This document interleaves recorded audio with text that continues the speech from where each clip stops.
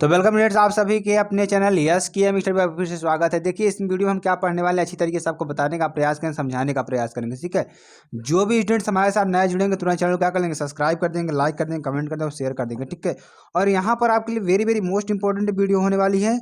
और हाँ, सुन लीजिए, आपका हाई लेवल स्टडी चैनल और बना दिया गया है, जो कि आपको कम्युनिटी टैब में और आपको मिलने वाला है कहाँ, आपको मिलने वाला है मेरे प्यारे फ्रेंड्स यस किया मिस्टर टेलीग्राम चैनल में। ठीक है, तो वहां से जाकर के आप लोग तुरंत चैनल को सब्सक्राइब कर लीजिए, कमेंट सेक्शन में बता दीजिए सर हमको इस टॉपिक पर वीडियो चाहिए, आपको वीडियो मिल जाएगी। ठीक है, अभी आपका एक पेपर हुआ है, अब इंग्लिश का होगा। इंग्लिश के बाद आपका 4 पेपर बचेंगे, यानी 3 पेपर और बचेगा, यानी जो इंटर वाले हैं 4 पेपर लगभग बचेंगे। तो स्टूडेंट्स, आपको ज़्यादा से ज़्यादा पढ़ना है और अच्छी तरीके से अपनी कंटिन्यूटी बनाए रखना है। ठीक है, एग्जाम में चलिए कुछ स्टैंजा को पढ़ेंगे और उसके रेफरेंस और कंटेस्ट को बताएंगे कैसे लिखना है। उसके बाद कुछ इंपॉर्टेंट स्टैंजा को आपको लिख कर बताएंगे, उन्हीं स्टेंजास को आपको तैयार कर लेना है। ठीक है, तो चलिए देखते हैं कौन सा स्टेंजा आपके लिए वेरी वेरी मोस्ट इंपॉर्टेंट है, पहले कैसे लिखेंगे। उसके बाद आपको इंपॉर्टेंट जो स्टेंजा होंगे उसको आपको लिखवा देंगे, आप लोग लिख लीजिएगा अच्छी तरीके से और फिर अपने आप को उसी के हिसाब से तैयार कर लीजिएगा। ठीक है, और आपको कुछ स्टेंजा ऐसे बताएंगे, 5-6 स्टेंजा आपको लिखवा देंगे और आपको उन्हीं स्टेंजा को तैयार करना है। ठीक है, और आपको घबराना नहीं है, इन्हीं में से आपका आ जाएगा, मिल जाएगा, क्योंकि एक ही लिखने के लिए आता है स्टूडेंट्स, तो आपको एक ही लिख लेंगे। हमने आपको सेंट्रल आइडिया बताई है, 3 महत्वपूर्ण सेंट्रल आइडिया, आप उसी सेंट्रल आइडिया में से आएगा। तो आप लोग प्लेलिस्ट में जाकर चेक करिए, बहुत ज़्यादा नहीं है, सारी चीज़ें हमने करा रखी है। तो स्टूडेंट्स देखिए, प्लेलिस्ट में जितनी भी चीज़ें हमने आपको बता रखी है, सारी चीज़ों को आप फिर से रिवाइज करना है आपको। ठीक है, देखिए आपका स्टेंजा क्या है कि it it would be an exotic moment. ठीक है, it would be an exotic moment without rush, without engineers, we would all be together in a sudden strangeness. ठीक, अब देखिए इसका मतलब क्या होगा, पहले इसका रेफरेंस लिखेंगे, फिर इसका कंटेस्ट लिखेंगे। अभी आपको प्रसंग में सारी चीज़ें इसमें आपको पता चल जाएगी, इसमें क्या क्या कहा गया है, कैसे आपको इसको करना है। ठीक है, तो सबसे पहले रेफरेंस की बात करेंगे। रेफरेंस में क्या लिखना होता है कि ये स्टैंजा जो है किस पोयम से और किसने लिखा है, ये आपको लिखना होता है। यहाँ पे देखिए क्या लिखना है, the given lines are taken from the poem keeping quiet. ये किससे लिया गया है, कीपिंग क्वाइट से लिया गया है। ठीक है, जिसके लेखक क्या है, पब्लो नेरुडा है। ठीक है, कौन है, पब्लो नेरुडा जी हैं, वेरी वेरी मोस्ट इंपॉर्टेंट है आपके लिए। और हमने आपको यहाँ पर बताया रेफरेंस, रेफरेंस में आपको ये 2 चीज़ें मालूम होनी चाहिए मेरे स्टूडेंट्स कि किसने लिखा है और किस चैप्टर से लिया गया है। ठीक है, चलिए अब आपको इसका कंटेस्ट बताते हैं। कंटेस्ट में हमें सारी चीज़ें क्लियर हो जाती हैं कि मेरे प्यारे स्टूडेंट्स कि आपको इसमें एक्चुअल में चीज़ें स्टैंजा में दी कहाँ है। ठीक है, चलिए हम आपको बताने का प्रयास करेंगे कि इसमें एक्चुअल में दिया क्या गया है। In these lines the poet asked everybody, यानी कि प्रस्तुत पंक्तियों में कवि कहता है कि, ठीक है, कहता है कि to count to 12 and stay still without talking और मूविंग टू मच, यानी कि जिस क्षण कोई शोर, कोई जल्दबाजी नहीं होगी। ठीक है, क्या कह रहा है कि जिस क्षण, ठीक है, क्या कह रहा है कि जिस क्षण कोई जल्दबाजी नहीं होगी। तो चलिए हम आपको कंटेस्ट लिख कर बताते हैं, वहाँ पर थोड़ा रॉन्ग हो गया था। ठीक है, तो कंटेस्ट चलिए लिख कर हम बताते हैं इसका कंटेस्ट क्या होगा। ठीक है, तो इसका कंटेस्ट हम आपको लिख कर बताते हैं। देखिए क्या कहा है कि इन द गिवन लाइन्स, क्या गिवन लाइन्स द पोएट, कौन, द पोएट सेज दैट, क्या, सेज दैट, कहता है कि the moment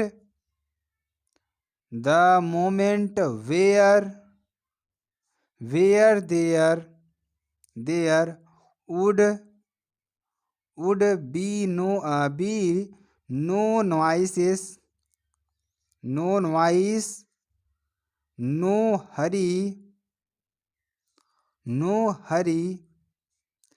it will be great moment and it will bring ठीक है, bring all of us us closer even to we are strangers. क्या? We are strangers.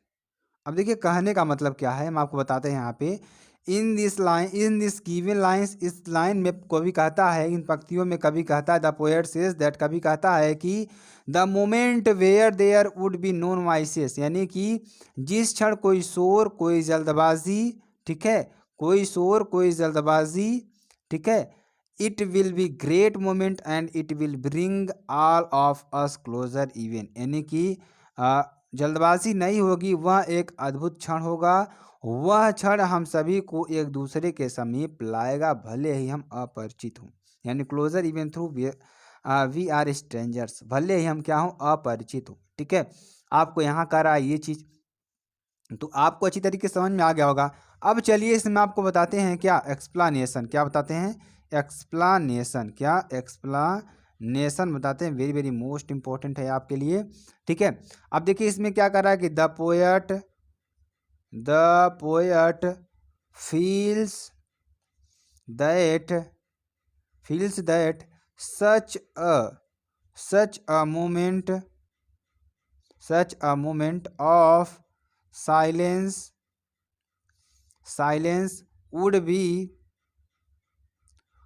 would be an usual and exciting. अभी आपको सारी चीज़ बताएंगे। Exciting, ठीक है, one. कहने का मतलब क्या हुआ कि कवि का मानना है कि, यानी कि द पोएट फील्स दैट, कवि का मानना है कि such a moment of silence, यानी कि शांत का ऐसा क्षण would be unusual and exciting one, यानी कि असामान्य एवं रोमांचक क्षण होगा। क्या होगा? एक असामान्य एवं रोमांचक क्षण होगा। ठीक है, आगे चलिए क्या बताते हैं आपको। It will have miraculous consequences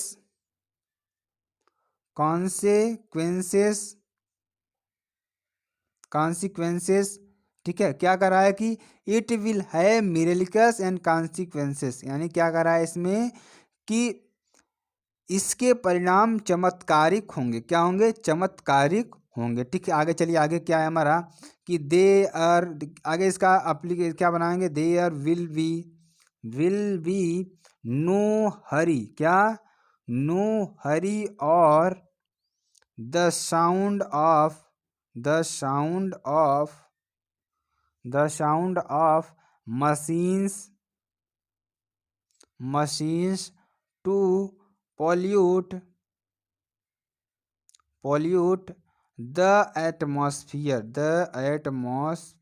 क्या? एटमॉस्फियर। ठीक है, क्या कर रहा है कि there will be no hurry और sound of machines to pollute, यहाँ पे क्या होगा? पॉल्यूट होगा। थोड़ा ना समझ में आता, आप समझ लीजिए, पॉल्यूट द एटमॉस्फियर। कहने का मतलब क्या हुआ कि उस समय कोई शीघ्रता नहीं होगी, एक वातावरण को दूषित करने वाली मशीनों की ध्वनियाँ भी नहीं होंगी। ठीक है, आगे क्या कह रहा है?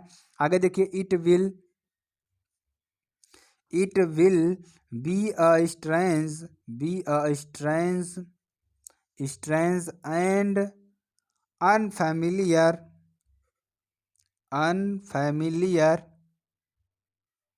ठीक है, अनफैमिलियर मोमेंट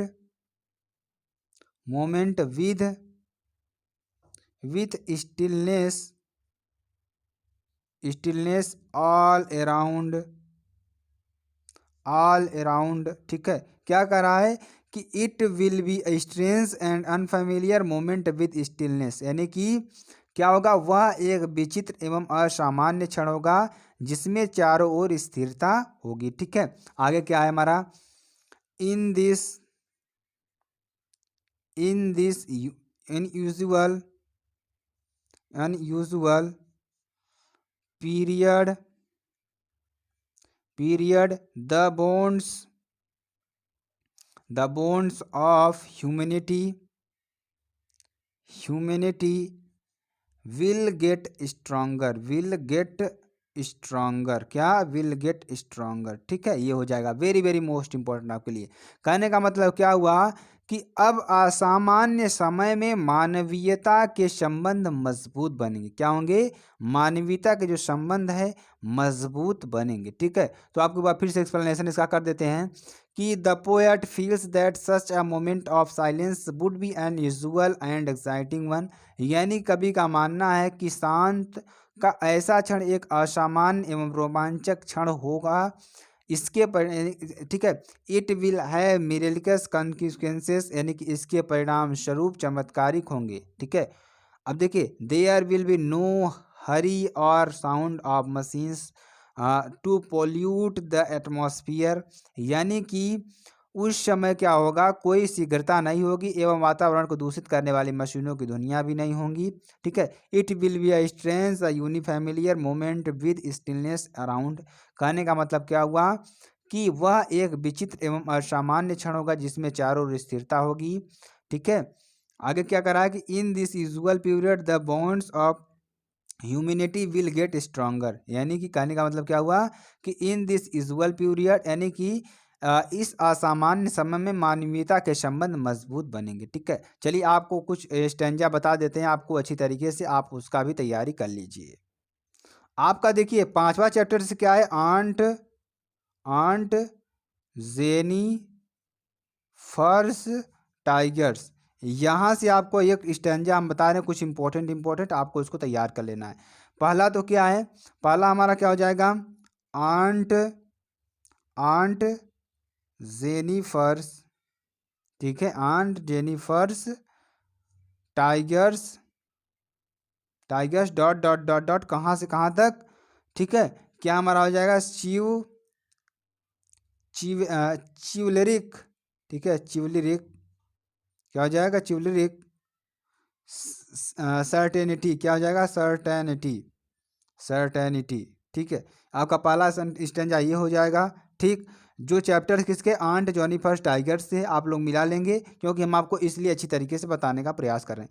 और इसी में दूसरा जो आपके लिए इंपॉर्टेंट क्या है, वेन आंट इज डेड, ठीक है, इज डेड। और लास्ट में आपका क्या आएगा, प्राउड एंड अनअफ्रेड, क्या हो जाएगा, अनअफ्रेड, क्या, अनअफ्रेड, ठीक है। आपका ये हो जाएगा इंपॉर्टेंट। अब देखिए आपको चौथे चैप्टर से भी कुछ बता दे रहे हैं। तो चौथे चैप्टर देखिए, इसमें तीसरा नंबर बताएंगे। चौथे चैप्टर देखिए, अ थिंक ऑफ ब्यूटी से, कहाँ से, अ think of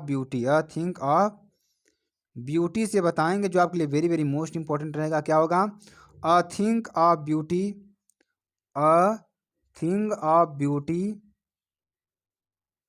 beauty dot dot dot and quite breathing, ठीक है, एंड क्वाइट ब्रीदिंग, ठीक। ये आपके लिए इंपॉर्टेंट होगा। इसमें तो आपको कोई ना कोई एक आ ही जाएगा, वेरी वेरी मोस्ट इंपॉर्टेंट है आपके लिए।